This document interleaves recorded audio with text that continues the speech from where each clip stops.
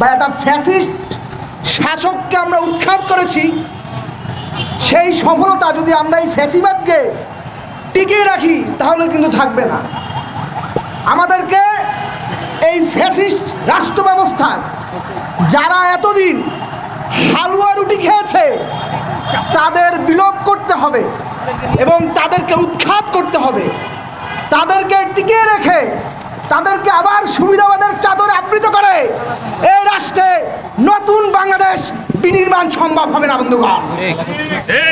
আজকে আমরা দেখতে পাচ্ছি যাদের হাতে শহীদের রক্ত লেগে আছে তারা বিভিন্ন জায়গাতে 180 ডিগ্রি অ্যাঙ্গেলে পাল্টি খেয়ে গেছে। তারা নাকি এখন সবচেয়ে বড় নিপীড়ক। বিভিন্ন জায়গাতে যখন শেখ হাসিনা পালায় তখন রাস্তায় নেমে একটা সেলফি তুলে বলে আমিও তো আন্দোলনে ছিলাম তোমাদের সাথে। মানে 158 জন সমন্বয় করলে আমারও একটু যুক্ত করে দিও, আমিও সমন্বয়। এমন একটা পরিস্থিতির মধ্যে বাংলাদেশে আমরা আছি। দেখুন কারা দালালি করেছে, কারা এতদিন হালুয়া রুটি খেয়েছে, তারা কিন্তু দিনের আলোর মতোই পরিষ্কার। আমরা দেখেছি যখন গণহত্যা চালিয়েছে তখন বিভিন্ন চাটুকার সাংবাদিকরা তারা কিন্তু এই ফ্যাসিস্ট স্বৈরাচার শেখ হাসিনার কাছে গিয়ে বলেছিল আমরা আপনার পাশে আছি। সেই মুখগুলো কি আপনাদের পরিচিত না? আপনাদের সকলের কিন্তু পরিচিত। কিন্তু আমরা দেখছি বিভিন্ন জায়গাতে সেই চাটুকাররা এখনো বহাল তবিয়তে আছে।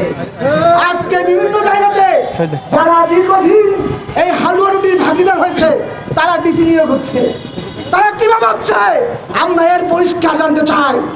আমরা উপদেষ্টাদের কাছে বলতে চাই আপনাদের কাছে এই ছাত্র জনতা একটা পবিত্র আমানত দিয়েছে, সেই পবিত্র আমানতের আপনারা খেয়ানত করবেন না। আপনাদের কাছে এই জাতি, এই ছাত্ররা, এদেশের জনগণ অনেক আশা করে। আপনারা যথাযথভাবে সেই আশার, সেই ভরসার, সেই আকাঙ্ক্ষার প্রতিফলন ঘটাবেন বলে আমরা আশা রাখি। আর তা না হলে যেভাবে এই শেখ হাসিনাকে জনগণ উৎখাত করেছে, আপনারা যেই পথে ধাপে ধাপে যাচ্ছেন আপনাদেরকে কিন্তু সমালোচনা করা থেকে আপনাদের যে লেজিটিমেসি আছে সেই লেজিটিমেসি কিন্তু আর দীর্ঘদিন অব্যাহত থাকবে না।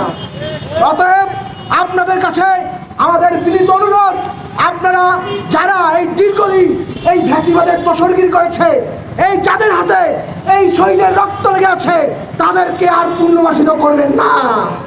তাদেরকে দ্রুত সময়ের মধ্যে অপসারণ করুন, শাস্তি দিন।